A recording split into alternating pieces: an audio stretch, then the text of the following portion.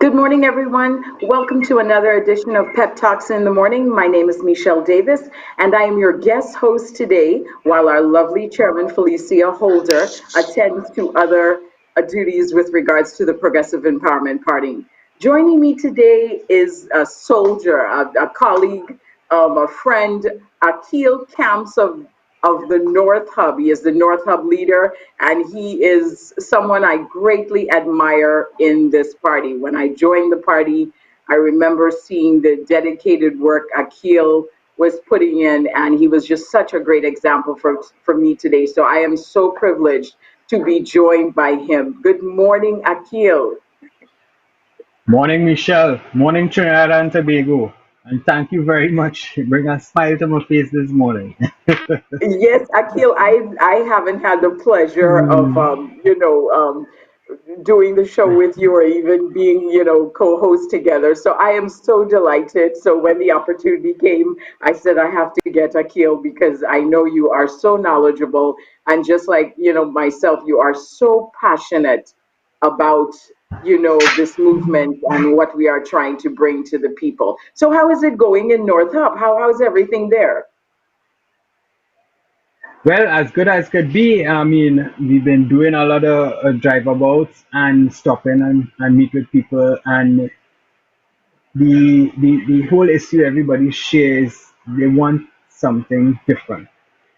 They fed up Yes. of what they had and what they have now, and they some people had reached a stage they give up. They say that's it, end of politics. There's no hope, nothing could change, that kind of thing. And now that the Progressive Empowerment Party is here, and they're hearing what we're saying, and they're seeing us on the ground, and we're showing them how simple things could be fixed, right? And it's still hard for them to believe that Yes.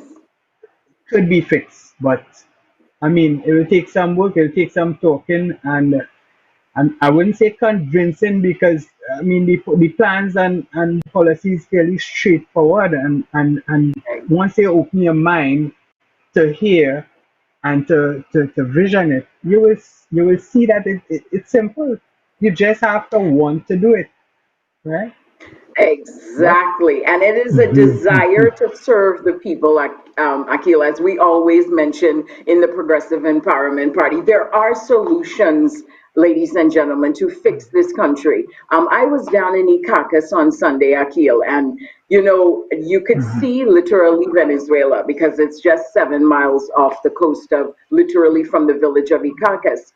And what came to mind was our border security policy, because right now this leads us into our topic. We are facing, while this COVID-19 is going on, while the distractions of how much billions of dollars are being spent or not spent, we are still facing in Trinidad and Tobago a very high crime situation. What caught my attention was 2 days ago, a, a young man, 15 years old, Xavier Nadiel, was killed literally in the most horrendous way you could imagine a child being killed. He was lying in a Rima, and he was literally chased into his house and gunned down in his house. His father happened not to be in the house at the time, heard the gunshots, ran to the house, and literally he died on the way to the hospital. And it leads us to the question, which is our poll question today. Do you feel safe in Trinidad and Tobago? Because that's what Akil, myself, and others, and citizens like yourself are asking ourselves. Do we feel safe in Trinidad and Tobago? So please, participate in this poll to show the public what is really going on out there. So Akil, when you read this message, you're a father, I'm a mother, and a 15-year-old being gunned down, and you're thinking to yourself, what could he possibly have done? Where was the mercy? Where what went wrong in this situation? And then the big question, Akil, which we want to really address is, where do these guns come from? So what's your take? So much things going wrong here, and people don't look at a holistic reason for these things happening. And you go right back to the family, to the growing up, to the education, could be the cost of living, could be the fact that maybe his parents don't own their own home, so they're renting, and their monthly expenses are kind of borderline, or they probably not making the monthly expenses. So the family is stressed. The stress is handed down to the children. The children need a way out of this. He might be out on the block lineman and just to get away from the noise, the quarrel. We know about that. I mean, I do it home. Sometimes I home, and you would think, well, you're home and you home is to relax, but frustration at you, and everything the children do, you jump and you quarrel. Don't do this, don't do that, and that's stress. And for these children, even for us parents, the stress these days overwhelming. And I'm not talking about just COVID days. I'm talking before COVID too. I would think my whole, not whole life, but maybe most of my married life, and with maturing there, was kind of stressful, and at times I would realize that that stress is being transferred to the children, and I would take a step back and catch myself and put myself in a different zone, so the children will see other life. They will see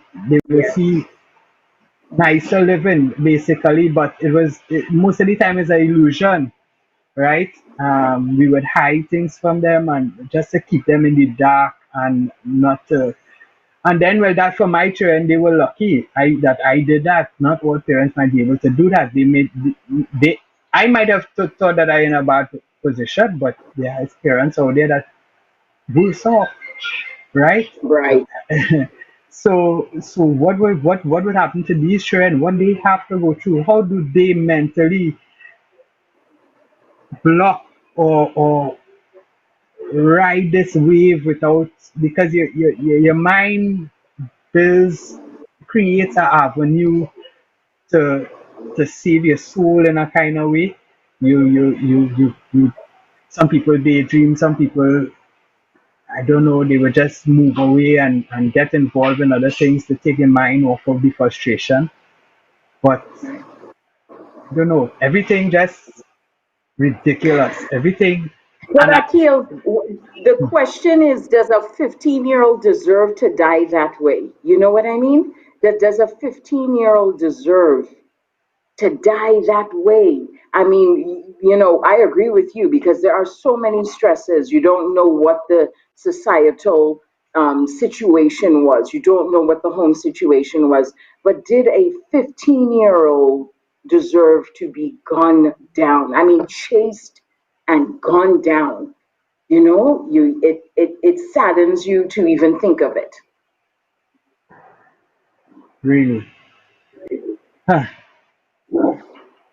I don't know. And where are these guns coming from, Akil? Where are these guns coming from? Let me Who hear don't your know where take. the Where gun's these guns coming are coming from? from? Where Where let's get to the nitty where the gritty. Where are the guns where coming the from? where the drugs coming from? Where the guns coming from? Same place. Where somebody, even criminals coming from? Because we have, I mean, Where's the human a lot trafficking of coming from? family. I have a lot of family in Venezuela, and I mean, I'm sympathetic to anybody who is in the situation Venezuelans are in now. Not just because I have Yes. family in Venezuela, but but they are coming, and you have the good and the bad coming with them. So we have people who genuinely come in to work and to support their family back in Venezuela. And then you have some coming, they come in to work, but what kind of work? And they coming in with the guns, with the drugs. I mean, that's how they making their money. And then that's just now. But before that, we have the trade that going on for years, which I don't have to go and investigate that. We had investigation. we had all the job reports and all of this telling us what's going on between Trinidad and the South American continent. But what is being done about it? That's the big question. What And why is it has the being government? ignored? Yes. And Why we know is it that we being know why. deliberately, exactly, why is it being We deliberately know ignored? why. Why are our borders, locking down our borders, securing our borders, such a an issue that neither party wants to address? Let's be real. We are known globally as a narco state, Trinidad and Tobago. This is a major point of transactions and interchange for drugs, guns, and ammunition. We have now added human trafficking to it, Akil, right? We have now added the element of human trafficking to the title that is associated with our country. And the question remains, why is the present government, the past government, not securing the borders of Trinidad and Tobago? Why does it remain to be wide open? Why do we have how many Coast Guard boats, Akil, down in Chagarama side, being completely disabled or intentionally not maintained to facilitate working our borders? Why is that being deliberately done? And that's the question here. We have 15-year-olds and younger being killed in this country due to guns. And we're not talking regular guns, ladies and gentlemen. We are talking machinery that armed forces have in other countries. So you would think a government of past and present, right, Akil? Of past and Yeah. present would be concerned for this, but yet, Akil, we're not seeing any, nothing. It is a silent subject, and it continues to remain a silent subject, securing our borders. Akil, what and and, give me and some. on the human aspect of it, they by the borders not being properly locked down, we still have Venezuelans coming in. They are coming to nothing, you could say, because we already don't have enough jobs right now for our own people. So they're coming, hoping to get refuge, but end up on the beach in the Caracas in galvanized huts, waiting and Right, hoping that they get something to do or somebody come and give them a handout as such, right? Um, and what's gonna happen eventually is life is going to take a turn in the sense that survival tactics is gonna kick in, right? And that means survive by what means, whatever means necessary, right? So if the opportunity comes where, let's say, a truckload of food passing on the road, and you see it in movies where they hijack the trucker and take the food, and hopefully the driver isn't damaged in the process, but we don't know where this could reach because that's the correct. situation. It's getting bad and it's getting worse, and we still see no form of stopping it. Now, a thought came to me some time ago, and this morning it came back in my mind. We have all these Venezuelans, we have all these people looking for looking for work opportunity to do something. We have all these loans that the government is taking now to for the COVID relief situation. Why not take advantage now? We know we're talking the diversification years now. Take advantage of the excess labor now. Take advantage of use the money properly that you're borrowing. Let's push agriculture. Let's find we don't have to find land. We have land all over Trinidad, enough land to do agriculture. Even though the Prime Minister say we don't have enough land, we know we have enough land. There are a lot of people who acquired colony lands to do agriculture and are not using it. Some for the reason that they're financially not able to develop and plant the land, and some just holding on to it, hoping that they could give somebody a bribe money and change agriculture to residential and put up apartments to rent out or warehouses, right? Let's use this immigrant labor. Let's help them and help ourselves by going into some kind of agricultural project, be it breadfruit, plant acres and acres of breadfruit. We have the labor, we just had to get the breadfruit trees now. We plant that, we plant orange trees. Something we could use this labor and help the people at the same time. So it's not like we're just gonna be feeding them and housing them and that's it. We could give them a sense of okay, I working for what you giving me. So it's a win-win. It's a win-win. E- All we need is somebody in Exactly. government with a little brains and the Yes. will to do it, right? But apparently we don't have people in government like that. They have the brains to work out a scheme to thief. Right. That's it. And Akil, what you are mentioning is solutions to crime. That's what we're talking about here. Because once you have these elements of guns, drugs, human trafficking coming in the country, you are contributing to a crime infested country. And that is what Trinidad and Tobago has become. Do you feel safe in your home? I can remember the days when you could sit and you could literally have your door open.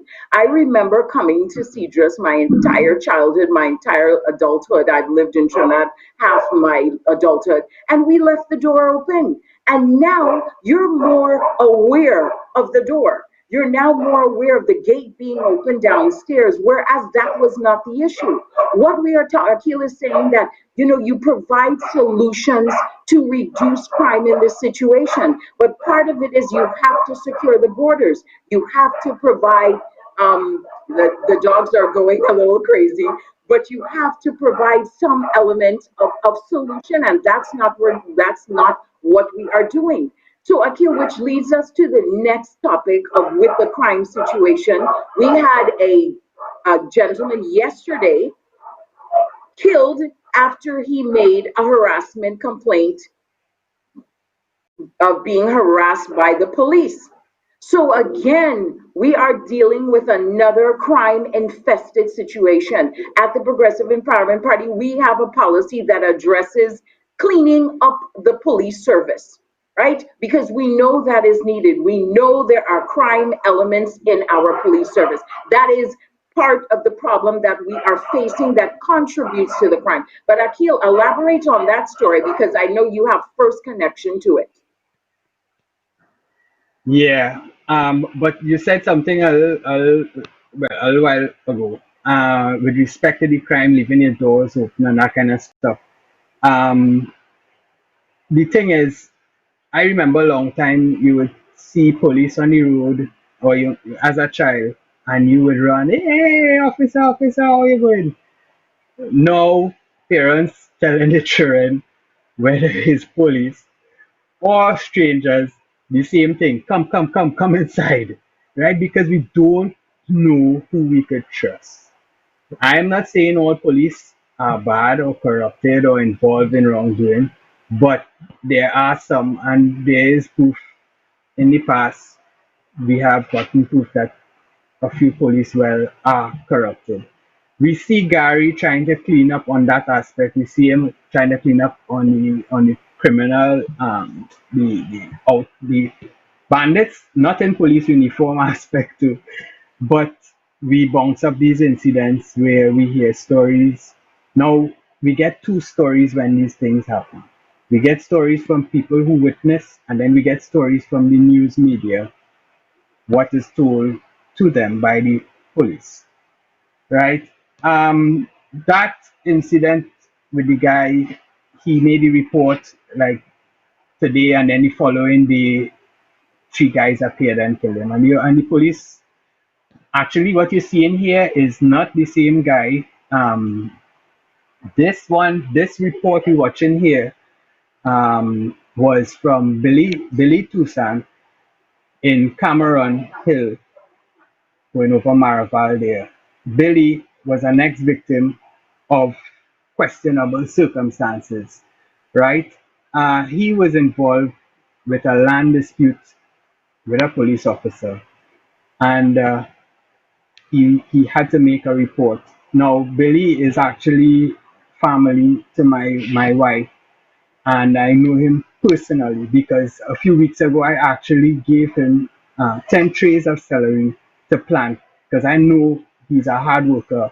He loves the gardening and he would not waste it. And I wasn't ready to plant it. So I gave him the plants. I say, hey, take them, plant them. He say, you have the land, you have a piece of land his uncle tell him he could use, and he started clearing it to plant. I say, lovely. Then to come on here Tuesday or Friday morning that he was gone down for the said land. And that hurt me because, sometimes you just think things happen for a reason. And I study, but if I planned that, I would not give him, maybe he would not have gone plant on that land now, and situation might have been different afterwards. But, but Billy Toussaint, but anyway, anyway, he was threatened on said land while planting it.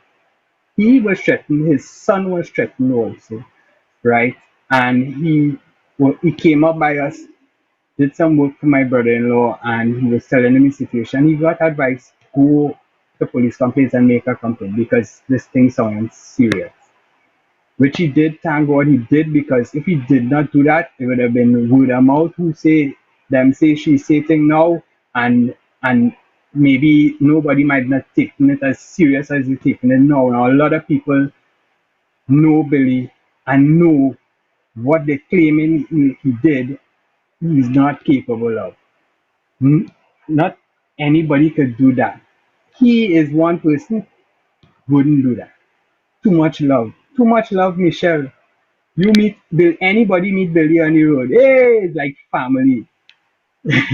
That's the kind of love. I mean, like to drink the beers and thing, but happy. That whole family, everybody loving, happy people, and it's a massive family. And they work together, they plan together, right? His mom strong like an ox in her young age, right? And it's sad how all this played on. And why some police feel that because they have a gun in your waist and you're big and bad, people must quiver when you talk. That why that's not your job. Your job is not to frighten people. Your job is to keep people safe. Do police keep us safe? We worried. Yeah. I'm not hearing you, Michelle. Sorry. We at the Yeah. Progressive Empowerment, we feel by addressing that is one of our policies, Akil. We speak about that daily when we hit the public in terms of addressing the criminal elements in the police service because we know we're saying majority are doing a great job, but just like in any other field, there will be corrupt elements. But lately, as Akil is pointing out, there has been a little bit of push of police killings and we're wondering what is going wrong. There's a second man, besides Akil's, friend. There's a second man that happened to yesterday after basically saying police harassment, and he was gunned down. The residents are saying one thing, and as you said, the newspaper is saying another. So we have to address the criminal elements in the police service also. We know certain things. When we say at the Progressive Empowerment Party, certain things don't work in Trinidad, this is one element that needs to be cleaned up. It needs to be cleaned up from, and having Gary on board is great, but there's so much layers that need to be cleaned up, Akil. Do you agree with me? There's so many Yeah, for sure. elements that, correct. There's so many layers that need to be cleaned up in this situation as Trinidad continues to fight crime. As you know, we look at the Coast Guard. They have a lot to do with the border security too. We look at customs and security. They have a lot to do with the border security too. What's coming in, what's not coming out. So all of these elements, as we mentioned, are a holistic approach to dealing with crime. And until we take a deep look at that, we're Akil, we're gonna continue to be crime ridden. Do you agree? Yeah, is madness. And another thing, Michelle, we see Gary putting a lot of things in place. The body cameras, the vehicles now with cameras on them to monitor, and and this is very good. But somehow, when we hear of these police killings and you hear of the vehicles they come with, how they are dressed, everything is sketchy. So they come with the oldest vehicles. They come with unmarked vehicles, no body cams. I mean, if you going up in an area, they claim they got a tip off that a wanted man was up there, and okay, all good and well, and you're going to hold him. He has plenty charges against him. You're gonna go up there without any kind of backup to say, well, to secure your action, because that's why Gary put in there to secure the policeman's action together with Yes. the citizens' action. So any problem arise, you have evidence via the cameras that you could use to clear your name, or the citizens could get access to clear their name, right? But when these things happen, somehow, oh, they didn't have a vehicle with cameras, or they didn't have the body cameras, or whatever the excuse might be, but we know how it plays down. And then on that same issue, that same killing, no CSI came on site. None.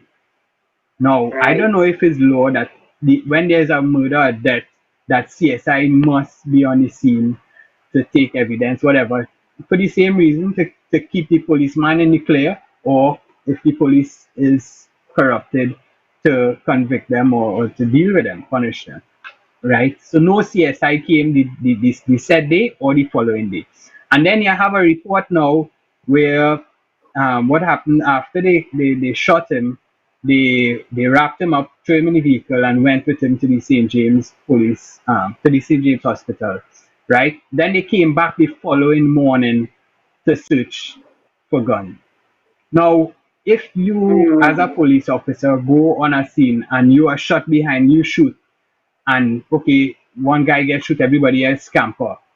The guy who got shoot that you claim was shooting behind you, he would have had a gun in his hand, not so?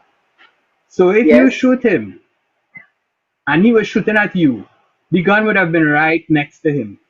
Not so? You will, the Yes. police, leave the gun, right? Carry him to the hospital and then come back the next morning to get the gun. Well, I mean, that's how the report song that was in the papers. Um, so I don't know. I really don't know. Everything that's kind of sketchy with the reports, what the police saying, and then also in my area, there was, anyway. I can't say this. Right. This too close Right. to That's okay. That's the okay. facts. So But yeah, you know, Akil, but while you were talking, I was thinking of this is why we have this surge of the youths going on Facebook and challenging the police. You've seen these videos, right? yeah, This is what's yeah, causing these criminal elements in Trinidad because if you have a corrupt system that is there to that is there to protect you, and then you have criminal elements to it. And what Trinidad is experiencing right now is a surge of youths going on Facebook, going on Instagram, going anywhere they and challenging the police. Right, Akim? yeah. And I mean, although a lot of this is a kind of um like feel the waves coming off of America, but it is good. Is about time that people stand up in Trinidad for their rights. Now, the big question is, we went and we protest for George Floyd in the stadium Yes. in the Yes. Savannah, right? Now, are we going to stand up for Billy Toussaint? Trainees, Agreed. are we going to stand up for Billy Toussaint, somebody of Trini blood, our own country? Now, there are a lot of factors to consider here. Billy is from Trinidad. The crime, what happened to him, is Trinidadians that did it, right? So if we're gonna stand up, we're standing up in close proximity to the people in question. So there's fear factor there. And I believe that a lot of Trinidadians, they would jump up and protest a external issue, but to protest an internal issue becomes a little dangerous, and they're in fear of that. And why? Because again, we don't know who to trust. Who do we trust? And police wise, if we have an issue, we run to the police, and next thing you know, is because who we run to is friend with who we running from, right? So it's frightening, and I could understand that fear, but we have to get over that. We have to take a stand, and we have to have faith that God will protect us in these situations because He is the boss, right? Nobody else could call the Agreed. shots. Yeah. Agreed, Akil. And as you're mentioning that, for those of you that are watching, please share this. This is share the live. This is a program that is affecting all of us. This issue is impacting all of our daily lives. And Akil mentioned that why are we not standing up for the Billies? Why are we not standing up for the 500 plus murders that are taking place that have us prisoners right now in Trinidad? We are literally prisoners. When I'm on the road, I'm driving from Cedros to Port of Spain, and I'm on the road a lot, and sometimes I'm coming home in the dark, and it's not late. But the fact is, I am so aware now, Akil, of when I'm around me and who's around me and who's following me, and because of the fear that is now ingrained in us. Because you could be passing and a shootout could be taking place. You could be in the wrong place at the wrong time. You can be the victim of the said system that is there to protect you and is not protecting you. And like Akil indicated, this is something that is extremely, it is fascinating to me because coming from the US where you're more outspoken, right? We as citizens, Akil, are failing miserably to stand up to the issues that are impacting us. And we know that, Akil, because you and I, of all people, we're on the ground and we're asking people to join us, and every other person you may encounter there is a fear of victimization by their job, by the police, by something. And Akil, why is that? Why are we such a fearful nation in standing up? But yet we saw a video where hundreds of Trinidadians were in New York and Brooklyn, and they were standing up for George. What's going wrong here, Akil? You explain it to me. Why are we so fearful?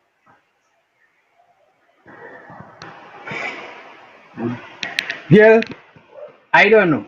I don't know. I think, as I said just now, we have to have faith. A lot of people don't have faith. They would say yes, they believe in God, they trust, they have whichever religion. Um, but that faith to say you're gonna face that bullet and say, mm-mm, not me. That's that's what we need. That's what we need. We need real soldiers to stand up against the tidal wave of crime. We need that. And the thing is, we need to do it like ants. One person, you can't let one person stand up. You gotta get multiples of people, all of us at a time. They can't target 100,000 people. They could target one. They can't target 100,000 people. So if we stand together, if we unite together as a force, no one person will be victimized, right? None. So that's Exactly. right. So It's just, yeah, it's so sad that we are silent on the issues impacting us. And we need to start asking these questions. Why are we silent? Why are you silent about right, 5,000 killings a year? Why? Why are we right. silent? Yeah. I don't know. I don't know. Um, something I was gonna say just now. A lot of people know Billy as Buju. I know him as Buju. They say his nickname is Gargamel too. I never hear that one. But Buju, as I said before, Buju was a good man. He was good to his family, he was good to his friends, he was good to strangers. That is the kind of people that we need in this country to come out and help fix this country, right? That is the kind of love we need in this country. We need everybody to have to unite the people. We need to put aside what we know as politics and what we have been seeing as politics, and we need to create a new politics. People say the PEP is the third force, but my dad told me something a few days ago. He says, stop calling all this stuff the third force. Don't let people label all it as the third force. We're not the third force. We are the first Yes, party, political party that have the real will to fix the country and to put yes, policies and procedures in place that will keep it running and that will keep the criminal element and those who come in government to steal and corrupt and connive and just for self-benefit. We are the first political party coming to fix that head on. We see Philip every day attacking the issues like a bulldog. People vex with him because he moved like a bulldog, but you have to move like a bulldog because right. we had to deal with this situation aggressively to get rid of it. Once we get rid of it, you will see the puppy dog in Philip. But right now, we need that bulldog. We need that aggression to clean up this place a little bit, right? No, now it's not puppy dog time. You understand? Hmm. Exactly. Well said, Akil. Hmm. We come hard at you because we are bringing the issues that are impacting us. And crime is a situation in Trinidad, ladies and gentlemen. For we have a lot of foreign viewers and that want to come back home. But you're hearing about that crime. My aunt tells my mom all the time, "What Michelle doing in Trinidad?" Because my Hmm. entire family is in the US. So what Michelle doing in Trinidad? It's so dangerous and so forth. But you come, we at the Progressive Empowerment, Akil, Felicia, myself, Satish, Phil, all of us, we have a drive to fix this country and fix this nation. But we need people like Akil said to stand up. It's not about time for race voting and color voting and red and yellow. It's about when are the issues going to be fixed in this country? When are we going to address crime that continues to spiral out? I mean, a 15-year-old, an innocent man like Billy, isn't that enough to get you angry as a nation? And we're not saying right. We're just saying stand up when it's time to vote. That is when you're making the stand up. When it's time to share the information, share the facts with what is really going on in the country, that's when you stand up.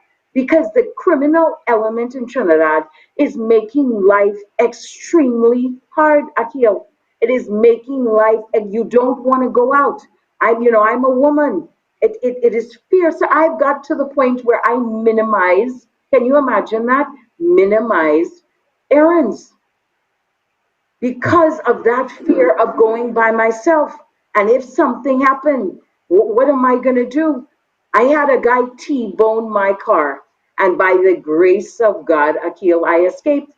But you know what happened? It Hmm. looked like he bent down to get whatever he was getting. I'm assuming as a gun, but you could see him Yeah. playing like it was fun.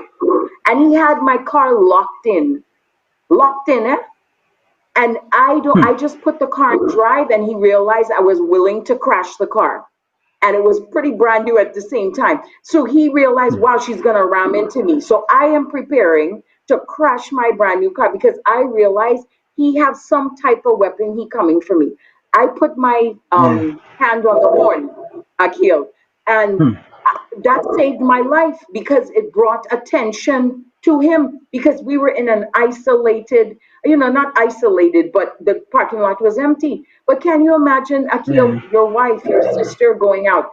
What's going on in this country? Yeah. It's frightening. It's very frightening. But I have so much to say with that this whole Billy issue and everything that played down. I just right now I have to keep my keep things quiet a little bit because Yes. more details coming in and later down sometime this week hopefully I will do a live and air some issues and exactly what going on. Now I hope Gary taking this situation damn serious because I want him to know that the people who concerned about this killing in particular, but all killings too. I mean, we should really unite as a country and deal. But it's so difficult to know who to believe and what to believe. But in this situation, I know what I hear is not hearsay, she say. I know I hearing some facts. And I know something wrong. And not only me, a lot of people. So Gary, if you're not on the issue, get on the issue because it's gonna get sweaty soon, right? So we're hoping that you deal with it in a timely manner. Have your investigations going. Any information you want, you could contact me. I could make the link with the family, or you could go straight up there, deal with them. But do something. Do something, right? Exactly. We don't want things to because I mean I can't control everybody. I can't keep everybody in a diplomatic way to deal with this, right? There are people who just for bacchanal gonna get involved in this and cause trouble. We saw it with the George Floyd thing by the embassy. We saw people probably they had good people there with the right intentions, but you have a few coming who want to ride the wave of the violence and gonna Yes. encourage it. Let's go like reach to that, people. Let's go like reach to that. But I know we have seen Gary take steps to deal with issues like this, and we hoping that he does the same. I know he's overwhelmed because there's so much, and I know he has certain chains holding him from acting certain ways and doing certain things, but I know also that he has the will to do it. So he's gonna find a way around that, people. Just like the PEP, we have the will to fix the country. We will Yes. find our way around. When we get in government when election fall there, when we get in government, the amount of loans that we're gonna be have to be Mhm. paying back, the amount of crap. But don't worry, we have a lot of people out there who stole from this country and we going for that money. So we paying them loans easy. Exactly, Akil. Well said. Well said. Trinidad and Tobago, we need to address the issue of crime. We need to address the issue of the criminal elements in our society, in our police service. Gary is trying the best he can. He's a one man. And it starts with policies. It starts by bringing the DEA to Trinidad and infiltrating the current police service and getting those criminal elements out. These are solutions that we impose, that we suggest, that we advocate. It's not just talk. We want to bring a foreign element down here to deal with the criminal elements within the police service, right? We want to secure the borders. And we're not just saying, oh, we're not talking it. We know how we're going to do it. We're going to do radar sensitive to track activity in the wee hours of the morning. We're going to have full 24/7 monitoring. We're bringing you solutions because these are issues that impact you and me, Akil. This is everyday crime impacts you every day. When you say that drug trade doesn't Hmm. it doesn't impact you, yes, it does because these are where the guns are coming. This is where your children could be on cocaine and have ruin their lives, right?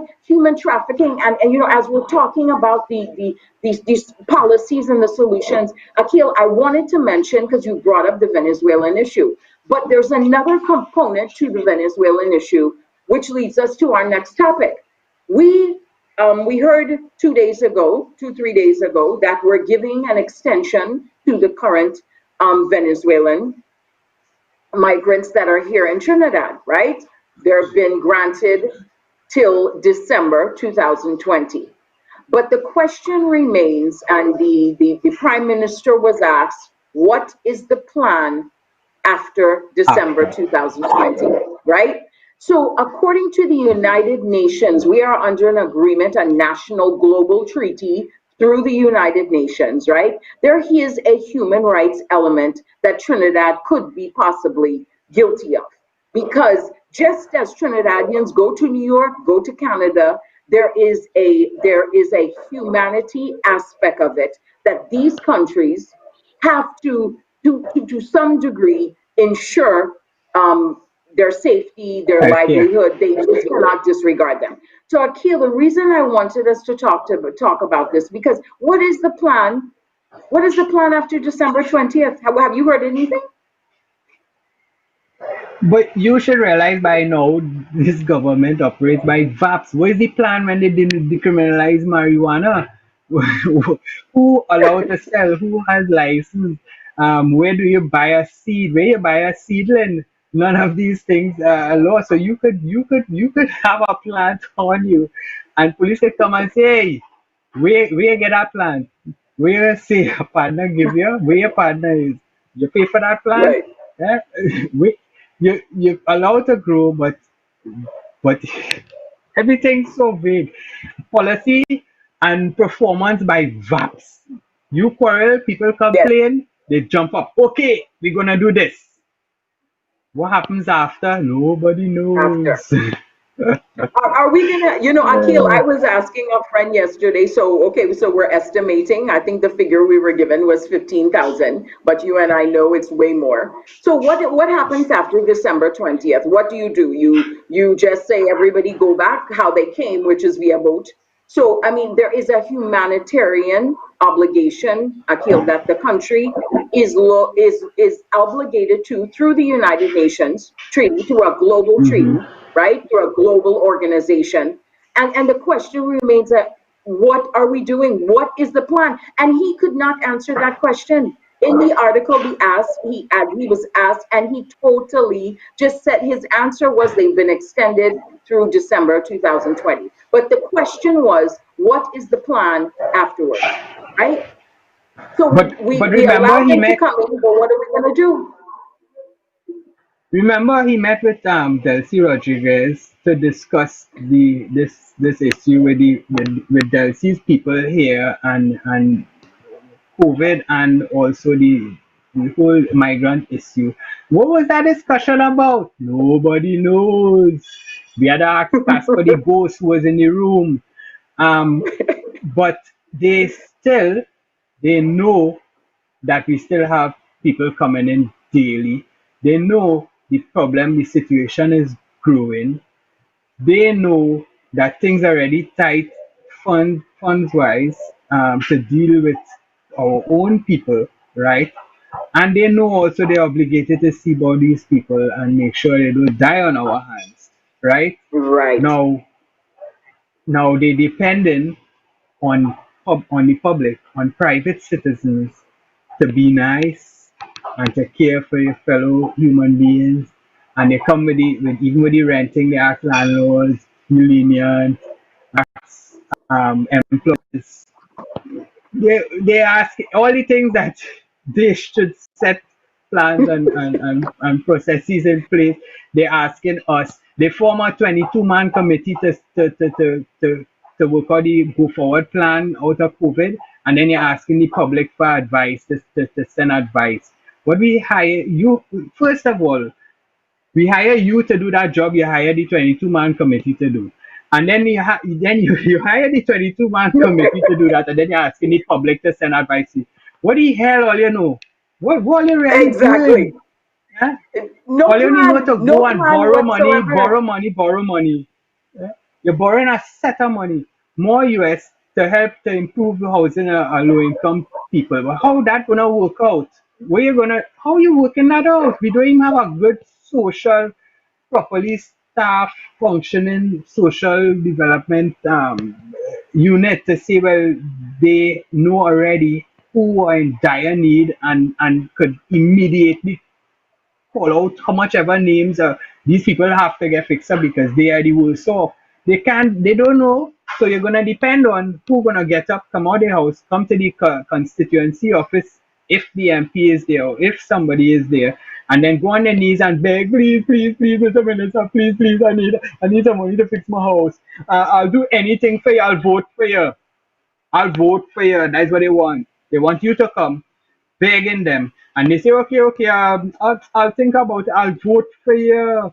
I'll get my family to vote for you. To I'll get vote my for you, neighbor. right? I'll get my dog to vote for you. Just help me fix my house. And this is shit we dealing with for years now. That's what they come in to Decades, do I us. They feel. come, they have this HGC housing thing, you have random draw. UNC did it in 2015, random draw HGC housing. We have 180,000 people approved and ready to get houses, but you're gonna random draw 500 houses. Take the first, who waiting the longest, the first 500 people waited 20 years now. 20 Give them the years. 500 houses. Mash up your list from the top, come down. Who applied last month can't go in a random draw bucket and get your house, and you apply, you get approved last month, and people waiting 20 something years. What should this government on? Why people taking that and not Exactly. saying nothing about it? This is what we supposed to be protesting about. I know somebody in 2015 get a house, random draw. She happy, smiling. She's a PEP member now. Happy, smiling, jump up for joy. Goes to the office and say they nullify it soon as PNM get in power. Why? Because PNM know that UNC probably give some of the people they wanted to give, and they Mhm. know they do the same thing because that's how they know, right? So they null Yes. and void it. So that's a, I would have go mad to know I get a That is, house on a job. I would have go crazy, right? And now yeah. PNM come election time again and they do the same thing.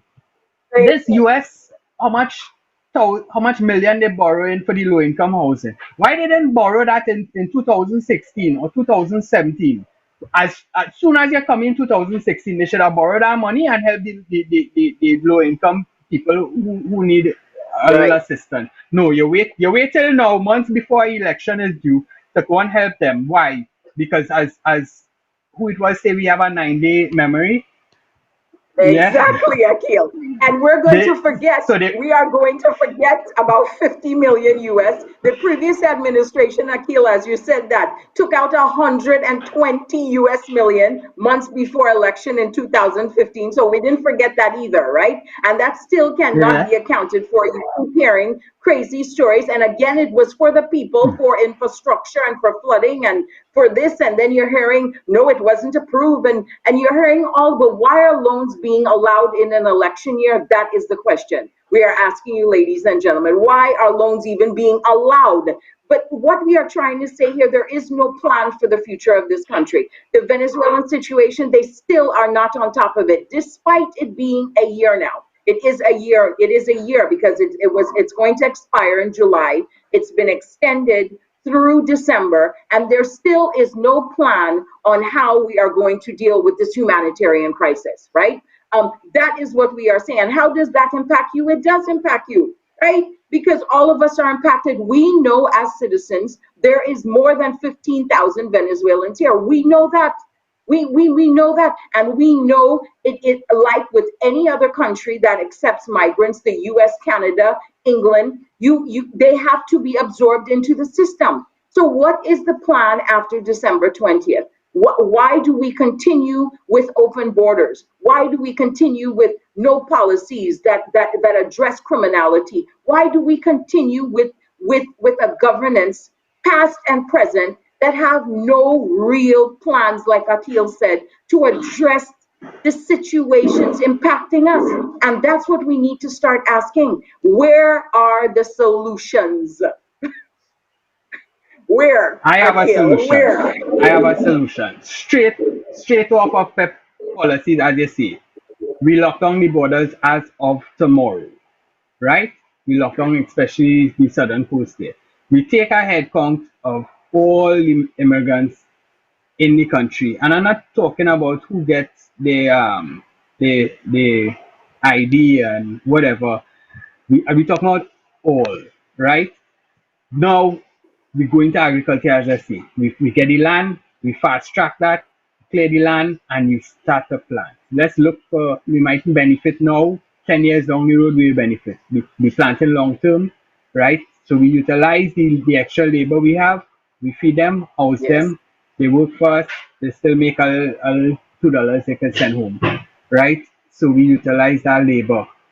By doing that, we reduce the issue of increasing crime because nobody will have to go and look for avenue to make a dollar. They have the avenue. We would reduce the possible aggression from locals because if the humanitarian aspect kick in with the government and you're going down there. We saw it a few months ago, and you're helping the Venezuelans, and we have people starving in Mova, Bitam, all in Abipujad, in Karanaj, all in the hills, and surprisingly, most of the impoverished areas in the northern part of Trinidad is in Yeah. Dr. Rowley's constituency, sadly to say. Yes. Um, so this effort would reduce and help a lot of issues, the guns, the drugs, everything in one, right? But this Okay. government is not going to do that. Everything this government does, they are proven to us that they do it with multiple intentions. So with COVID, they went to the the Heritage and Stabilization Fund to get money, but one time as they taking our money, okay, it's for COVID. What else we could do with our money? Let's use this to our advantage. Okay, cool. We have some people in Tobago. We want to keep them on our side. Let's help them refurbish or renovate their hotels, right? So we're giving them some money there. Let's build that airport. Let's fast track that airport. Let's in Trinidad, what we doing here that we do have to do now? So much things are lost now, right? And Listen, they find 800 million in avenues. tax refunds. You forget the I don't 800 know. million in tax refunds. These people, I feel just now their head will explode, and they're not exploding for things to fix the country and better the citizens in Trinidad. They're exploding for the amount of ways they're figuring out how to thief our money. And that's the frustrating part about it. They have the brains for the worst things, right? And a lot of these people who gain this money, they're already filthy rich already. They're filthy rich. Oh gosh, Exactly. that's poor people And, out here. and People Akil, starving. if we seeing There's crime at people the top, Akil, starving. Hmm. exactly. We're seeing crime at the top. How do we expect the bottom to react? And that's what we need to ask Hmm. ourselves. I said, we're seeing the criminal elements. That little 15-year-old, you think he wasn't aware of all the corruption allegations in this country? So if you're leading down a path, you're where we are seeing crime from the top in our country. So how else do we expect to be behave as a nation? The criminal elements have infiltrated us on all levels. We're seeing it day. We have billions and billions of dollars, Akil, unaccounted for. We're not talking cents and dollars, people. We're talking billions of dollars unaccounted for. And we still are being loyal to these parties that have no plan for the country, have no obligation to us whatsoever. It's thief, thief, thief. Same side of the coin. So, ladies and gentlemen, we are approaching our, the end of the first hour, which Akil Camps has gladly joined me on, and has been such a great discussion. Akil, in closing, you have anything to say to the audience? What I like to tell Trinidad and Tobago, for those that out there that upset because how our political leader speaks, you should be speaking like him sometimes. You should be getting vexed. In your own home, sometimes your children upset you, and you would be harsh and strict with them. And that's what we need to do with our people representing us. We need to be still. We need to shake them up a little bit because they figure they're almighty. They figure they in power. They're not in power. We put them in office. You're not in power, Mr. Ranson, and you're in office, and we are paying you. Mr. Prime Minister, we are paying you. You are there to help us. The well-being of the citizenry is your main focus. Stop, stop what you're doing right now and refocus and think of the people first, and you will find the right ways and the right things to do to better Trinidad. Right? Put aside yourself. All of all you run in this country. Put aside yourself. Forget about the money. You already have the money already. You don't take enough already. Yes. Stop now and let's fix the country. Alright? All you have enough. All you have enough. Let's go reach a stage where the country had to realize they beyond return and it's gonna be aggression in Trinidad. We don't want to reach to that. We're getting there already. Right? Well you still have time, turn around now and start to fix it, all right? Or step aside and let the PEP come in government to fix it for you, right? Thank you very much. Thank you, Akil. Thank you so much for joining us today, and I look forward to having you again on one of Pep Talks in the morning. We're going next coming hour. We have coming up Hadassah McLeod joining me in the next hour, and we're going to talk about where all that money is going. So, in transition to the break here, we're going to show you some mobilization pictures that we have been on the ground. Akil's team, my team, everyone's team, our entire mobilization team. In tribute to them, we're showing you some pictures that we have been hitting the constituencies left and right. We'll be back shortly. Antel is Trinidad's most reliable and technically experienced ICT company, providers of quality structured cabling, Cat6 data fiber, and power cables. We also stock cabling infrastructure basket-type cable trays for server rooms and data centers. Antel also installs and maintains video security systems including cameras, alarms, and electronic entrance locks for businesses and residential properties. Call Antel 674-1406 or 783-9250. Trinidad and Tobago is in a crisis. For far too long, our people have been abused and silenced by our politicians and the business elite. Just look around you. People are losing their jobs. Crime is at an all-time high. Our justice, education, and health systems have failed. We all know the truth behind all that is wrong in our country.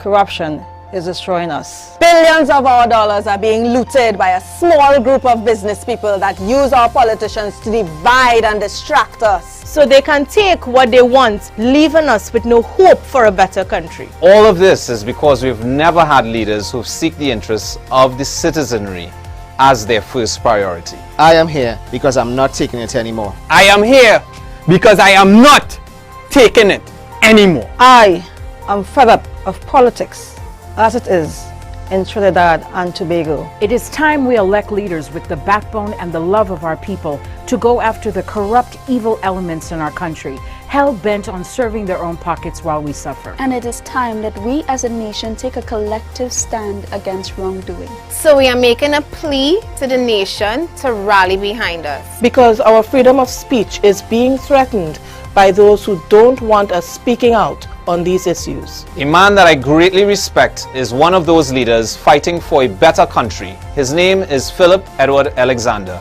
and he has bravely challenged the people and institutions that are destroying our nation. To date, he has been threatened with 5 lawsuits for having the courage to ask state agency UDCOT on why the renovations of the President's house cost $89 million.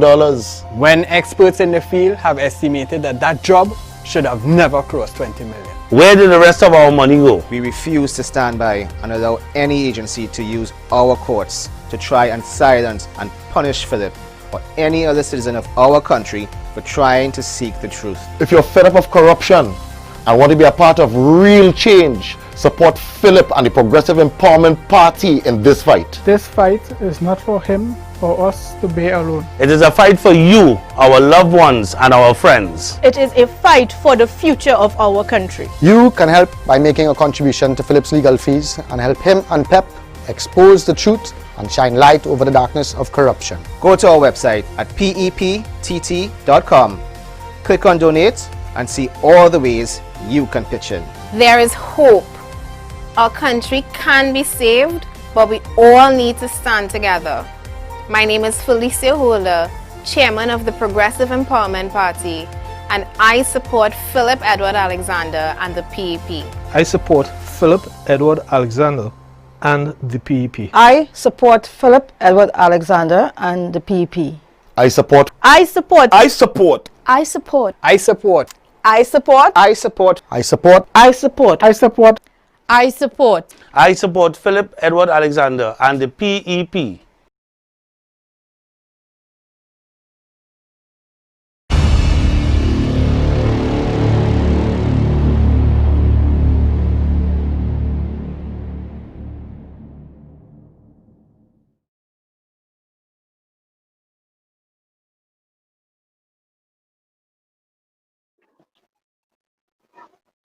Welcome back, everyone, and thank you for joining me on this second hour of Pep Talks in the Morning. Our first hour was great with Akil Camps. Thank you for joining us. But I am now joined by my favorite, Hadassah Charles McLeod. This young lady, the first time I heard her speak, I was I was blown away. Everybody looked at me and said, I knew you were going to get her, Michelle. Hadassah, good morning. How are you? Good morning, Michelle. I am doing great. How are you doing? I am good. As you see, we're busy. We're busy here in Trinidad, but what's going on in your side? How's it? How are you holding up? Because I know you're out of the country.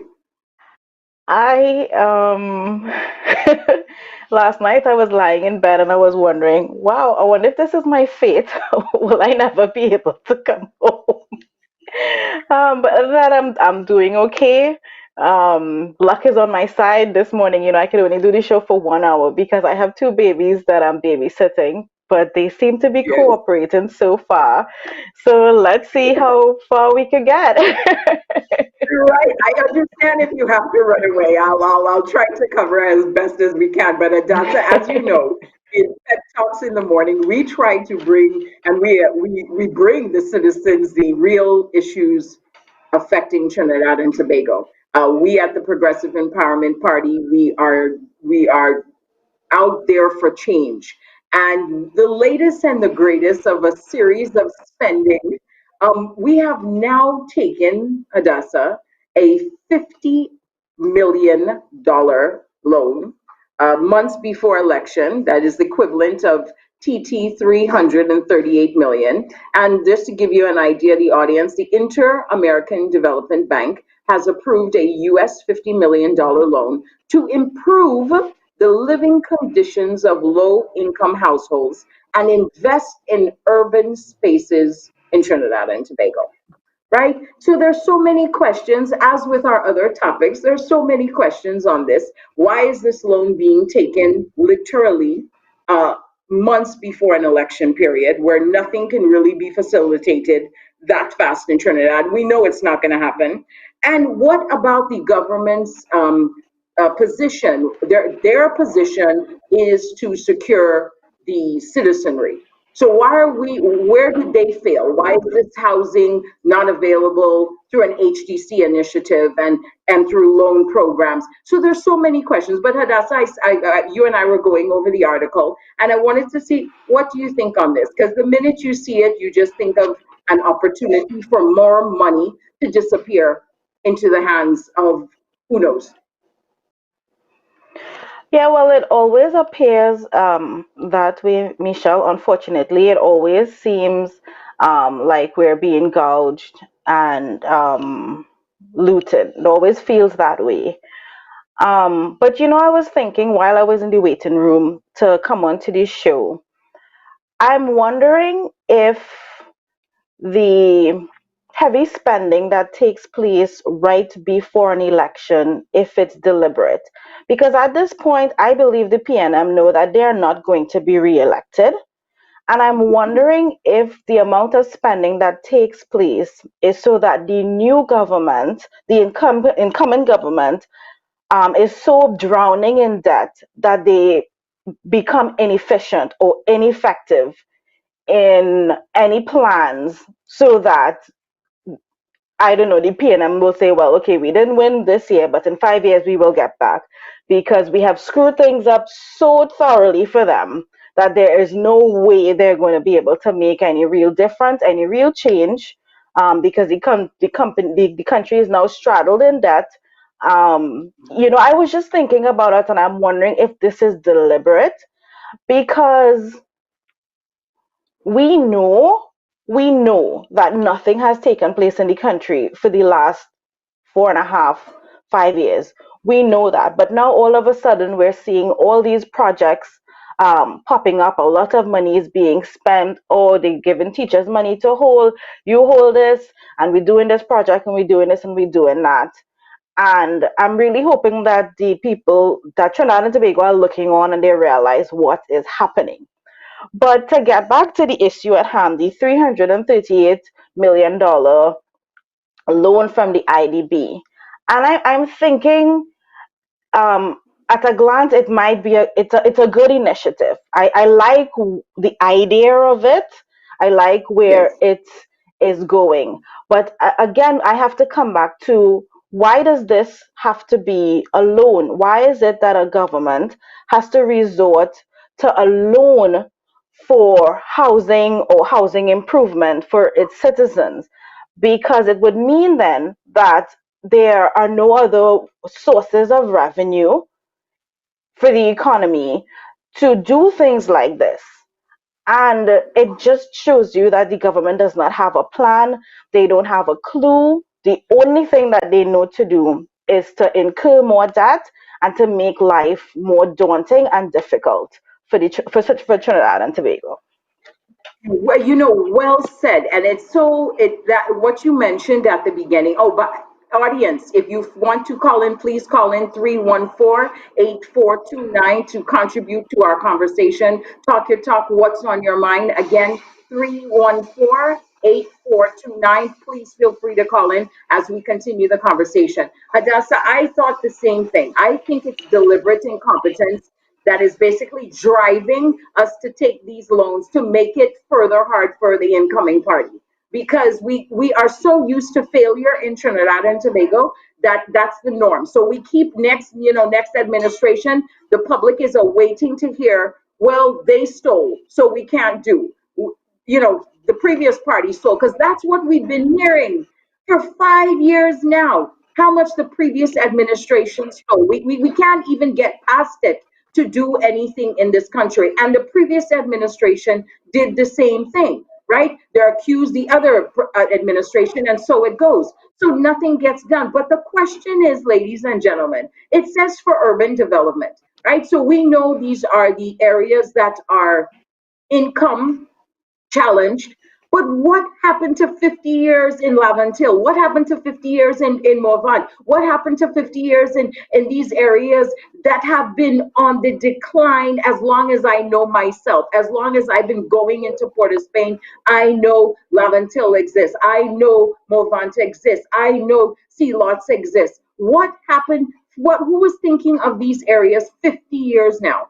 And what is even more important to note, Adasa, the article is indicating this is the second initiative. Are you aware of Yeah. any first initiative?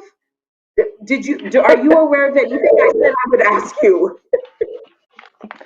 No, I am not. So when I was reading that as well, I was also surprised.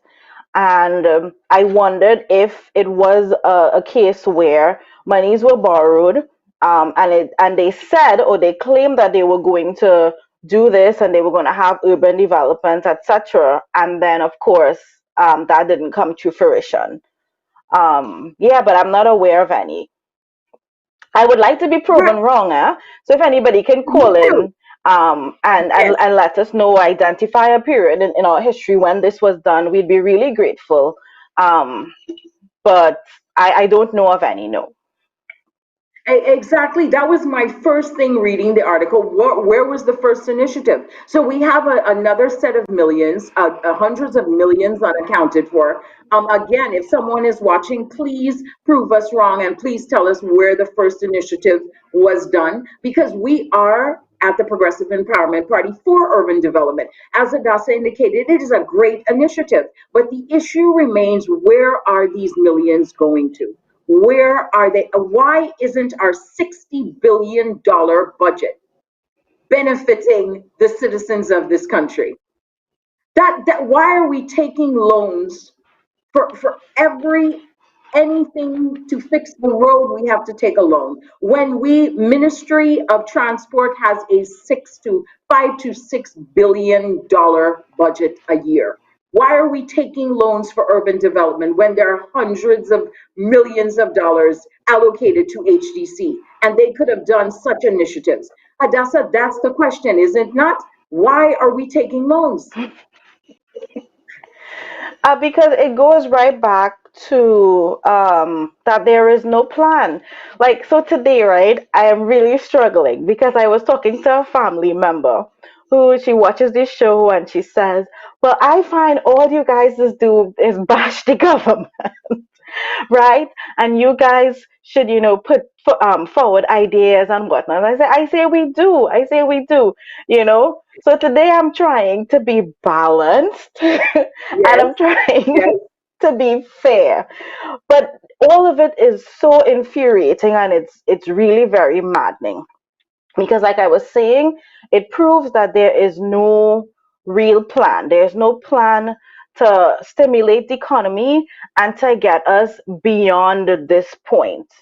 um I don't think the government has ever imagined what our country could be or the amount of potential that we have. And that is why I get so excited by the ideas and the proposals of the Progressive Empowerment Party about creating new industries and expanding the cruise ship and tourism industry that will pump money into our economy, about making Trinidad and Tobago a shipping hub, like yes. that is pegged off of Singapore and things like that. These things make me really, really excited because I know for the first time that there is a viable political option that has a plan. As of right now, all I can say is that this looks like looting to me. This $338 million, it looks like more looting because, like you rightly pointed out, Michelle, we are in an election year. And I would be shocked. I'd be shocked if between now and December we have all these beautiful uh, urban communities with green spaces and all these greenhouses that are supposed to mitigate the effects of climate change and all the wonderful things that the article was saying that the money is for. If we have that Yes. by December, wow. Wow. And you and I know, Hadassah, any government project, if you live in Trinidad to see projects start, you wonder when they are going to finish. That is the first thing Mm-hmm. you ask yourself because years upon years. I live deep south and I passed that never ending creek project. That seems to never end. And now we're hearing that the structure is not even good enough, that they have to stabilize it. This project has been going on, ladies and gentlemen, for years, right? For years. And when you know of projects, we know this $50 million that is being allocated is cannot be spent, as Hadassah indicated, in 6 months. We are not going to see the fruition of it. We are not going to see results. We are just going to hear, like we did yesterday, that a $50 million loan has been taken and approved, and it's a wonder environmental climate change initiative, and it will benefit the impoverished areas. But we also know at that point, giving somebody an HDC home or giving somebody or providing low income housing, we also know at the Progressive Empowerment Party, as your friend may be asking you, Hadassah, that there needs to be a plan and a plan of employment, a plan of making a living wage. Because I can't just give you a house and think, okay, that's going to feed you. I have to have a plan for the economy.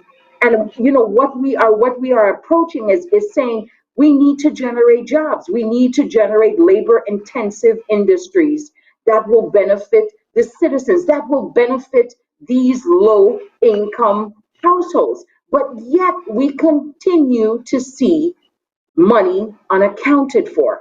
And that's the question we are asking. So I hope your friend is listening because we are here to highlight the issues, but we're trying to say, where are your taxpayer dollars going? Dollars going. Yes, yes, yes. I like that you said that because I was really thinking about how I used to be so when I heard all these big numbers called, right? So before I was involved in politics, I would hear, well, the government is spending $800 million on a project, and I would be like, yeah, that's government business. That's something about right. Not Right. questioning it or not even stopping to think, well, that is my taxpayers' dollars. That is my money, right?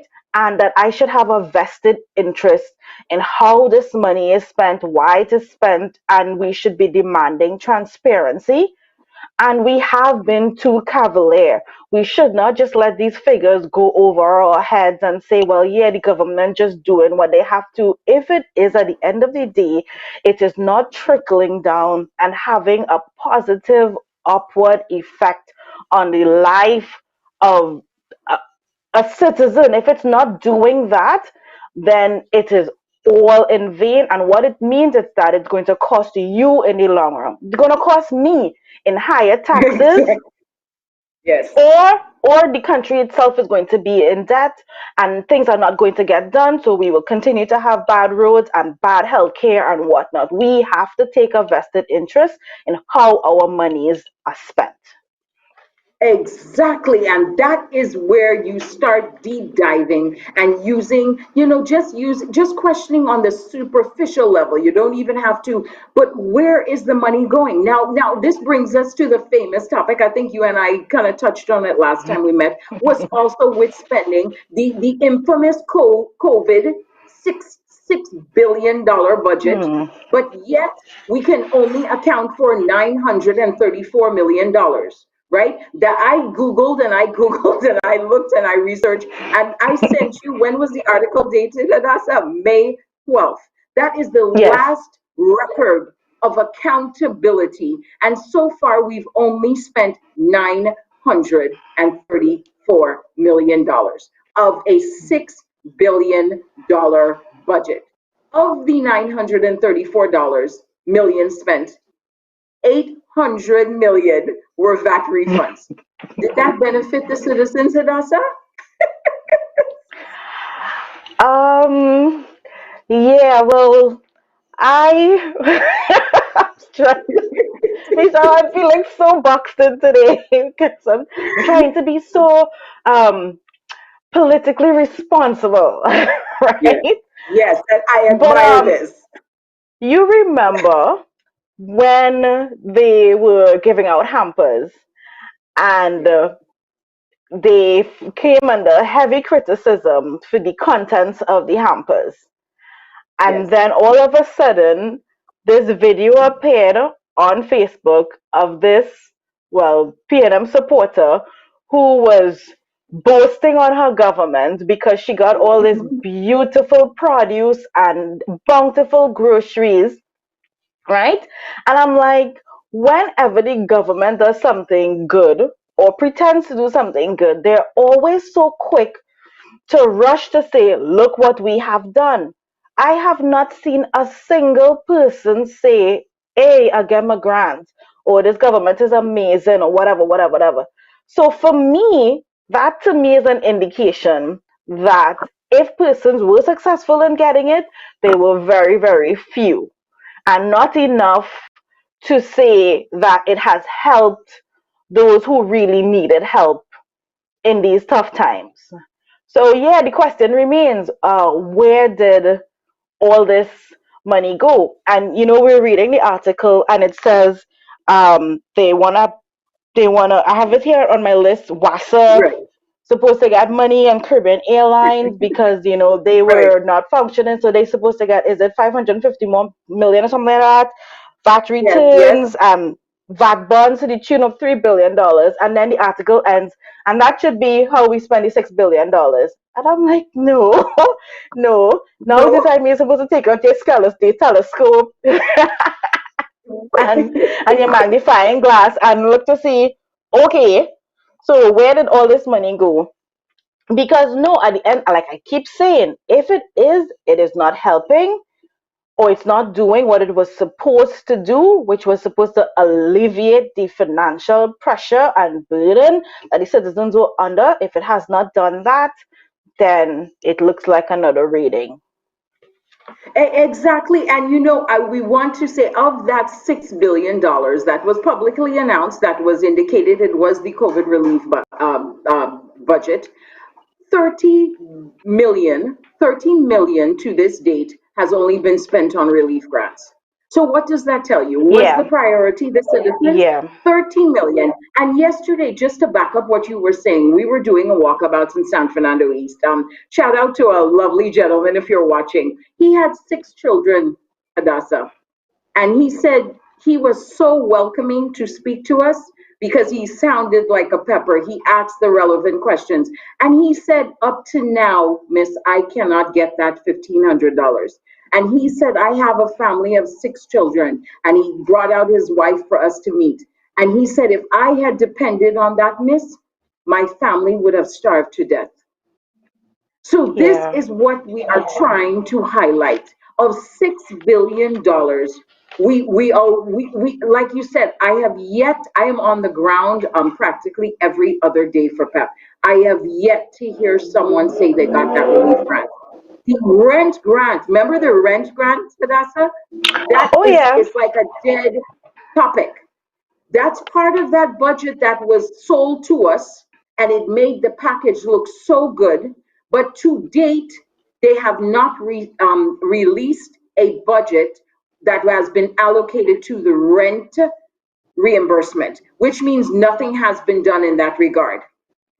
This is the questions we're asking. Where is the money going? And if we don't question it, Exactly. Go ahead. yeah, no. Only $30 million spent, Hadassah. 30 million on the citizens. You tell me, does that sound fair? Well, it doesn't sound fair, but I was doing the maths and I said, okay, $30 million divided by $1,500.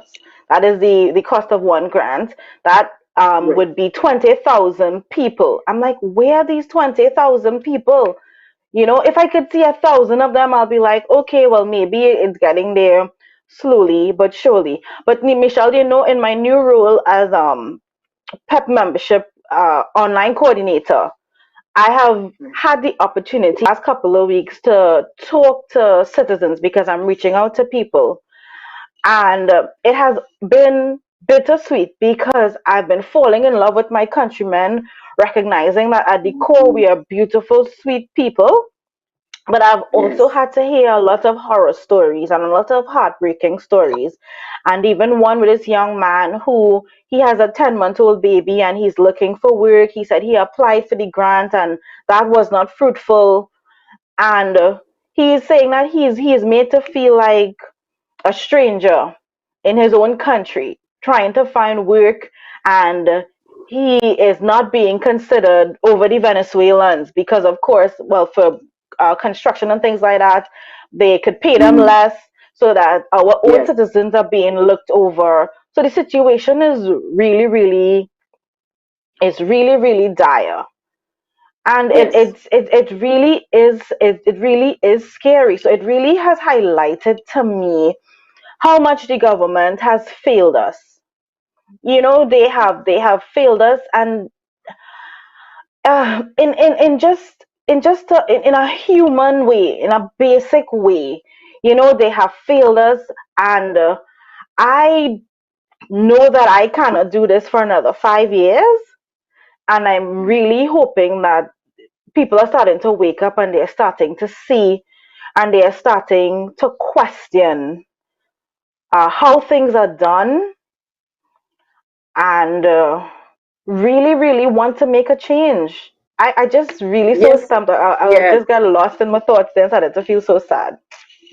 No, no, you are so right because yesterday we had a large team out in San Fernando East, and Hadassah, like you indicated, hearing the stories, ladies and gentlemen, talking to the citizens and hearing what they were going through, what they had experienced, the lack of follow up by their counselors, the lack of the absenteeism from their MPs.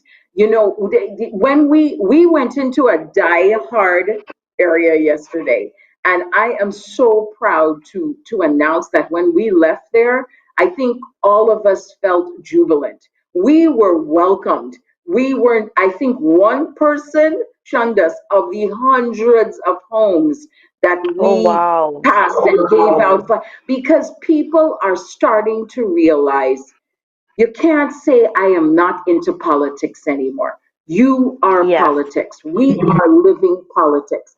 The food price, ladies and gentlemen, is politics. When you go into the grocery and you see that price change every week, That is politics because the import taxes, the exchange rate, the availability of US funds is governed by the government, right? When you say I'm not into politics and you hit a pothole, right? Your car is thousands of dollars of damage. Well, who's supposed to fix the road? The road tax, the fuel tax, that is to fix the roads. The current speeding ticket initiative is part of it is to fix the road, right? So when you say you're not into politics, please explain to us what you mean by that, because that is not no longer the stance to take in Trinidad and Tobago. You have to be into politics because we all know for the past 5 years, I don't know about you, Adasa, you can give me your insight. The past 5 years in Trinidad has become very hard. True or not? Oh, very true. It is the most difficult period that I have experienced um, as a young person, as a working person, as somebody trying to do things like own a home and things like that. I don't know. Life just suddenly felt like it was it's supposed to be an uphill battle, but all of a sudden I felt like I can't do this. And it was the first time in my life I started to think about I want to leave. I think I want to go to the UK, or I want to go. That is how I felt. I started to feel like my answer was to escape and to get away and to get out. It really has been hard. And just to reiterate what you're saying, Michelle, we cannot say that we're not political and we don't have um, anything to say about what government is doing, because every decision that they take behind closed doors affect you. It affects us. Every single thing. Good morning. If your life is harder, go ahead. Good morning, Adasa. I think we're getting a call. Awesome. This is Trisha from Trinidad. I applied for self-employed grant and I'm nothing yet. And how long ago was that? How long ago? Trisha. Almost 2 months and a half now. And what's your current situation now, Trisha? Right now it's just stress because there's 5 children and nothing. Have you followed up on it? Any follow up? You went back to the office?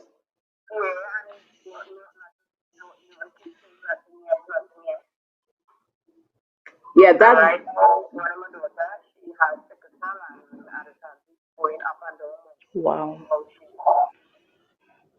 Right. And this is what we are hearing all over the country, ladies and gentlemen. We're getting a call from a citizen, 6 children and can't get a $1,500 grant, but yet we're talking billions being spent. Trisha, I'll call you after the show, but thank you for your input, okay? Okay, bye-bye. Yeah. And this is exactly what we're saying, Michelle. That is the reality. The reality of the ordinary citizen is scary. It is a nightmare. It really is. I was telling someone, coming to Trinidad all my life, living here half my life, but I've also had the privilege of, living abroad and traveling the world because of the cruise line industry. And I was telling someone for the first time in my life coming to Trinidad, I can feel poverty. And that's scary to me because I never felt poverty in Trinidad before. It's true. The middle class, I think, has totally been eliminated, if but for a handful of people, and it is becoming like it's either you're very, very rich or you're struggling and you're catching your tail. And yeah, I didn't think that we would be in a situation like this, at this point in time, especially when you look on the outside, everybody else in the world seems to be hurtling past us. Yes. Other leaders seem to be they're becoming more conscientious, and they're really taking care of their citizens and understanding the importance of national pride and empowering their citizens and things like that. And I'm just not seeing that here. I'm not Exactly. And seeing that here. you're not. You're seeing a decline of a society. You're seeing a decline of a society. And you know, I am studying, I'm doing my master's, and one of the things that stood out to me when I was reading this week, there's a social index that it measures a country's social success. And it said even though a country can be economically successful, right? And the GDP is high, which of course Trinidad has a very high GDP. But from a social index standpoint, we are extremely low. And that's what people, and it says a government is not, cannot be defined as successful unless the social index matches the economic index. So, in other words, you can't tell me I'm making XYZ billions of US a year, but the average person, as that caller indicated, with 6 children, cannot access a $1,500 grant. Why was the grants expedited in first world countries for all citizens? Why did this Yes. have to be such a narrowed down, difficult process in terms of paperwork, in terms of just getting it done? Why was that so deliberately done to the 20,000 plus citizens that applied? It's COVID-19 impacted all of us, Hadassah. That's a fact. And in order to ensure that we were fair and it should have been expedited to all citizens. We on paper, we are still a rich country, but socially, we are failing. And you know, which brings the articles you sent yesterday about the healthcare workers, Sadasa. What's going on Yes. there? Because here we are talking about money, but guess what's going on? Our people that are facilitating health can't get paid. Well, yes. So we're in a situation where we have witnessed that the government says that they are going to be paying teachers for working during the July-August vacation. Well, C teachers, right, and principals, etc., whatever. And our frontline workers, it seems like if the government and a large part of the population as well, disappointingly, seemed very content to just clap for our frontline workers. Now, these people have not received increments in 7 years, is it? And since 2013, Yes, right? correct. So they are still living and trying to manage with a salary, right, from 7 years ago. And we know that the cost of living has risen exponentially, right? Yes. And so they have decided to protest. From the protest, the government was like, okay, we'll give you 25% of your increments. And they're saying, no, we want 100%. And I totally agree with them. And I am always asking, why does people have to struggle for what they are entitled to? These are people who have put their lives on the line. These last couple of months, they have become our country's heroes. They have put their lives on the line. They have worked without days off, without without any supplements or transportation supplements or food supplements or anything like that through the COVID-19 crisis. And now they're saying, look, pay us what you owe us.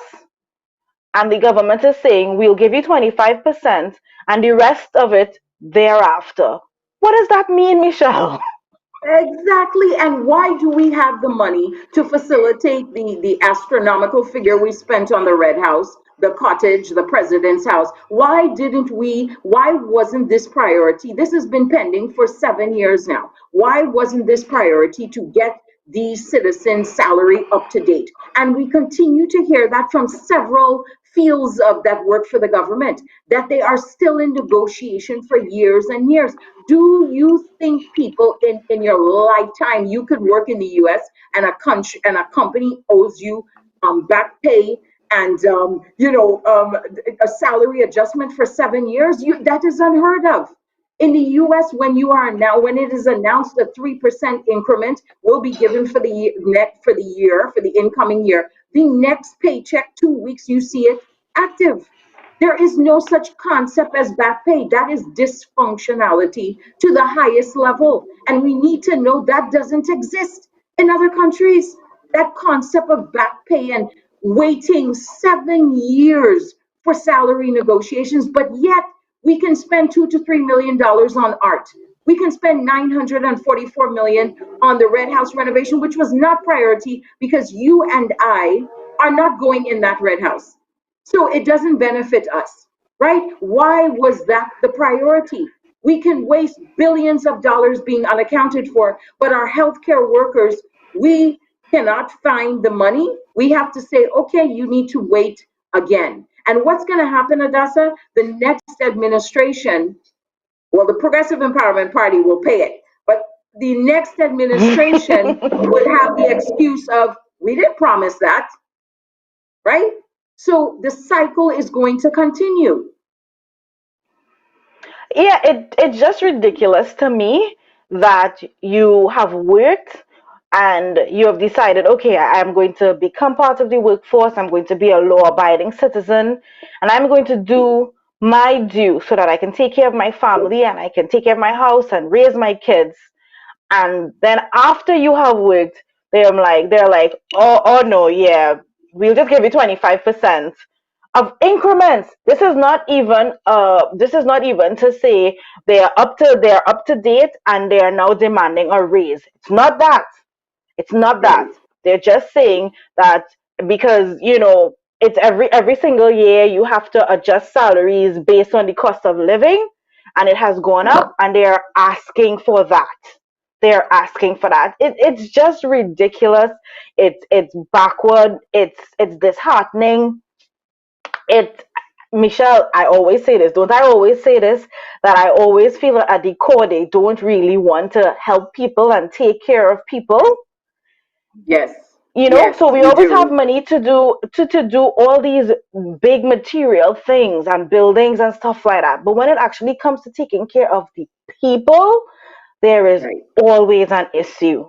And that is my problem with this government. They don't care about people. I agree. And yesterday, I think it was Monday, we were talking about part of the COVID relief plan of that 20, the members, 22 team members. They have basically suggested that again, in the industry of construction, right? You and I know construction in Trinidad is just another avenue for funds to go unaccounted for. So we can find that it highlights the billions of dollars that we intend to spend for COVID relief projects, but yet the average citizen, as you indicating, is not benefiting. Not everybody works in construction. So who is that really benefiting? That's benefiting. What about the single mother, Hadassah? She's not in construction. What about that single mother that called us this morning? Is she in construction? Can she leave her Yes, home and go on a exactly. work site and leave her 6 kids and go on a work site? So who are you fooling? The construction industry in Trinidad is basically an avenue to loot the citizens further. And that's what we're trying to say. Why is the average citizen not benefiting from the $60 billion budget that we have annually? We are now in a $15 billion deficit in our budget. And when you say you're not political, guess what? Guess what that $15 billion represents? That represents the healthcare system will probably suffer. That represents the roads will continue to be dilapidated. That represents that they have to find another way of income. So we will continue to get revenue generating initiatives such as these speeding tickets and these license tickets and everything that they're charging you thousands of dollars for. That's that's going to happen. We have no way to generate income in this country, Hadassah. We're in debt. We're drowning. It's true. And up to this point, I was listening to you and Akil before I came on talking about, how we could utilize or make use or absorb the Venezuelans into the economy, um, and and let it make sense. Because nothing makes sense. And you're talking about the amount of debt that we're in and whatnot, but there are no um, diversification projects. There are no diversification initiatives or anything to for us to get revenue. And that was actually a really good idea that Akil had, that we could use the Venezuelans to provide labor for us to be food sufficient, food Right. independent, and then we could actually export food as well. That would bring in revenue. But there are no plans, and I just want things to make sense, Michelle. I just want things to make Yes. sense. And we were talking about the government turning the sod on the new pool in Yes. Maloney. Yes. Yes. Yes, and the headline says optimism on the rise as government turns the sod for Maloney Pool. And I'm like, yes, optimism and delusion. Because talking about Right. it making sense, I think it's a good idea. I like the idea of a community pool. Um, it is a good idea. But what is the actual plan? Because is it that you're now going to provide scholarships for swimmers? Is it that um, the pool is going to generate revenue for the community? Is it that um, you're going to have scouts come and give these people educational Right. scholarships so that they can Yes. better their lives? What is the plan? You're just turning this out on a pool 10 months before. No, a couple months before election. You say it's going to take 10 months to complete. Right. But yeah, but what is the plan? But what is the plan? And this is what is so infuriating to me.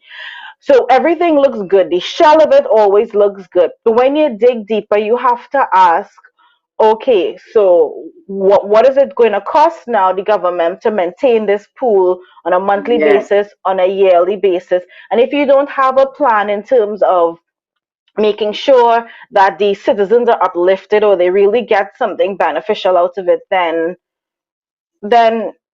where I don't know. You go, No, Michelle. that's no. You're asking the relevant questions, because the first thing I thought to myself is that what the citizens and the constituency of Maloney really needs, a pool. The Really second thing need I thought, exactly. is that really the priority? To me, I could have thought of a multitude of other issues that needed to be addressed in that constituency. Housing needed to be addressed. Education needed to be addressed. Just the social welfare of the citizens needed to be addressed.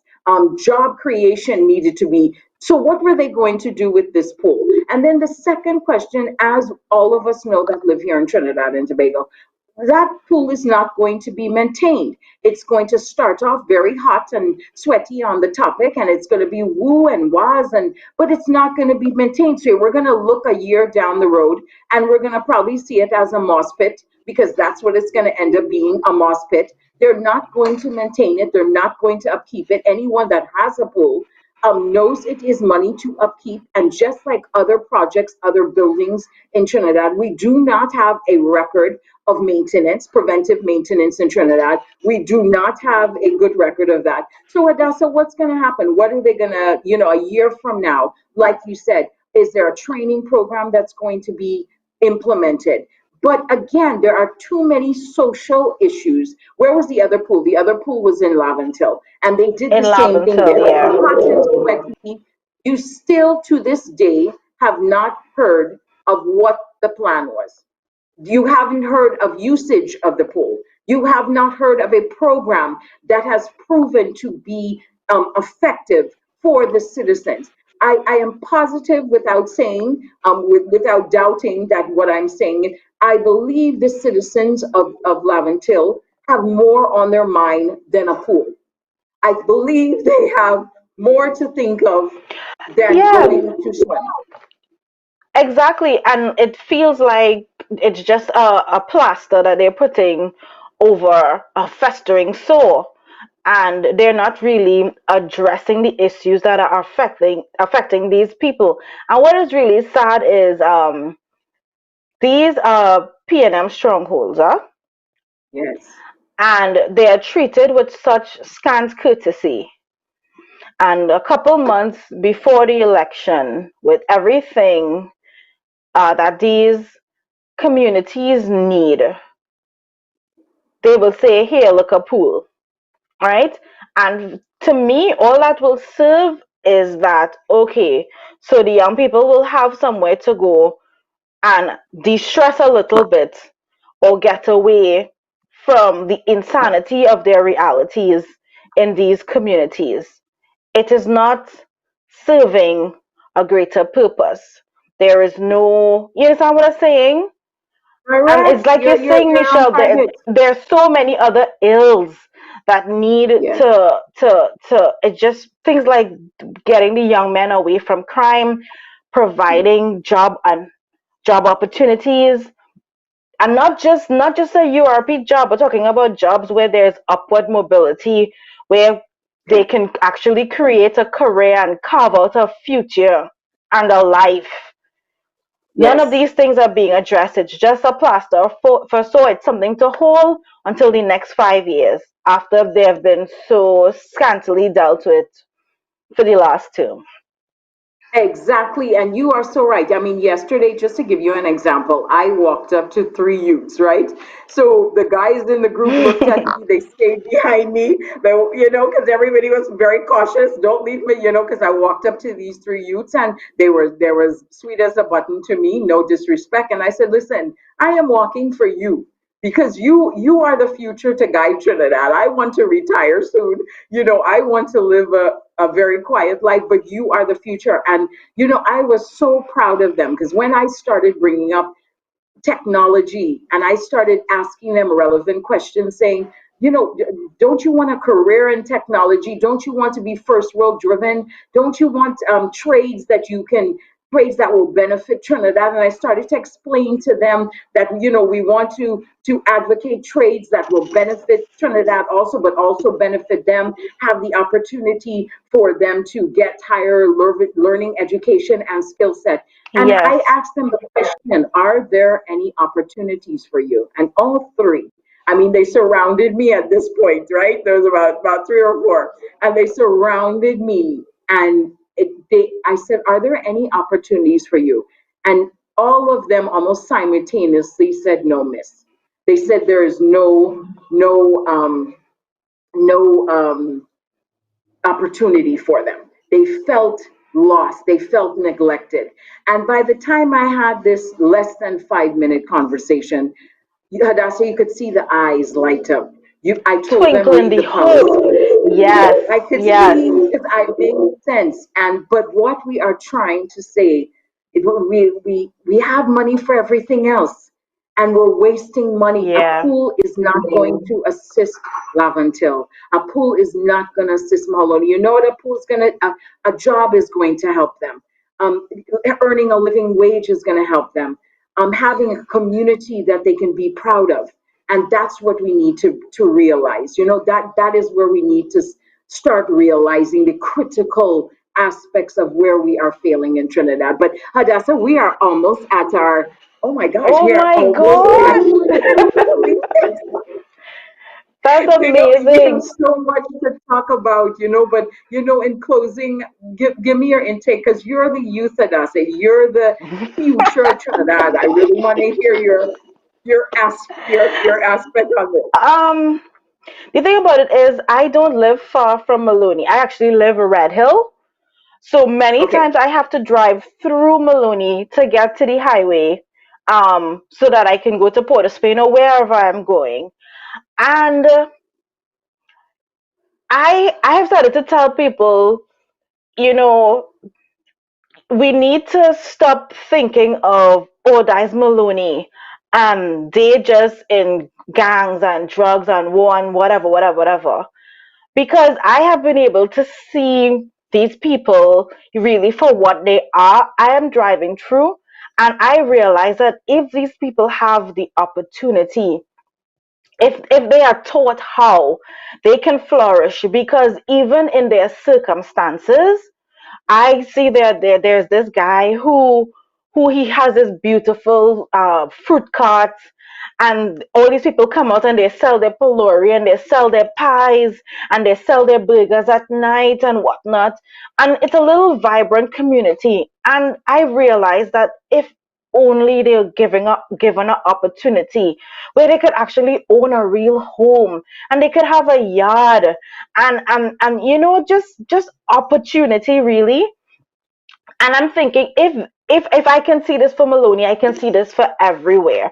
And I am telling you, Trinidad and Tobago, the time is now, right? Somebody getting a call?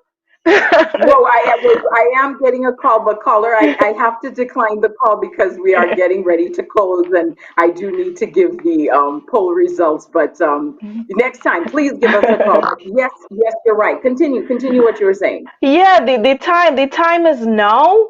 Um, if you've ever felt like there was a possibility, this is it. But we need you, Trinidad and Tobago. We are depending on you. And it's no longer that it's just a government, it's just people who make all these decisions. You have to get involved in your life and your future in this country. And it starts by empowering yourself, educating yourself, understanding how economies work, how a country is supposed to work, and you take it from there. And if you look around and you say, okay, my government has failed me, do the right thing. Next elections. To save TNT, I mean, vote well PAP. said. Exactly. And we, ladies and gentlemen, we are talking solutions. We have had such an interesting conversation because how does the crime impact you? How does the cost of living, how does this spending of billions of dollars impact you? It does. And that's what we tried to highlight this morning for you. Our poll question was, do you feel safe in Trinidad and Tobago? Oh, And wow. 15% Nope. said yes and 85% said no. If that is Who are not these an alarm, 15%? I don't know. I'm not too sure where they're living. Very isolated might be, or but 85% of our respondents said they don't feel safe in Trinidad and Tobago, and that alone should speak volumes to you as a country. That alone should tell you where we are headed as a country. It is frightening to me at times to be in Trinidad. I'm on the road and I pray not to get a flat tire. We Yeah. talked about spending, and you look at the spending that is taking place here, the blatant thief theftery that is taking place in this country, and an average citizen such as our caller can't get a $1,500 grant. Wow. What is she going to do? What is she going to do? What is the future of our nation? And that's what we hope. We're hoping that you start to ask these questions. What is the future of our nation? We are talking solutions at the Progressive Empowerment Party. We are talking a way of better life for all of us, not just a certain group, right? We want to feel safe to go outside. We want our citizens to have the best education. We want a living wage that is going to make everyone prosper in this country, right? We don't want it for a few. So when you talk solutions, the next time I put it on my post, the next time they come knocking at your door, ask them, what are your solutions to fix this country? Because yesterday, I know our team proved it in San Fernando West. We handed the solutions to them. And that is the question we are asking you, Trinidad and Tobago. That is where we want to go as a nation. We thank you for joining us. But if you do want to help us, www.peptt.com. You can volunteer there, you can donate there, you can give us your comments, you can learn about our policies. We have everything in writing. We're not just talking to you. Hadassah and I live these policies, we study them to ensure that we're giving the public the right information. But again, please join us in our efforts to save this country. Please join us in our efforts for our country to become one again and no more diversion and racism. And so that's no need for that, ladies and gentlemen. But Behind us. Yeah. Exactly. Let's leave it behind us and let's go to the future. Once again, thank you for joining me. as I filled in today for the lovely Felicia Holder, who will be back tomorrow. Again, please join us on another edition of Pep Talks in the Morning. Thank you very much. Goodbye.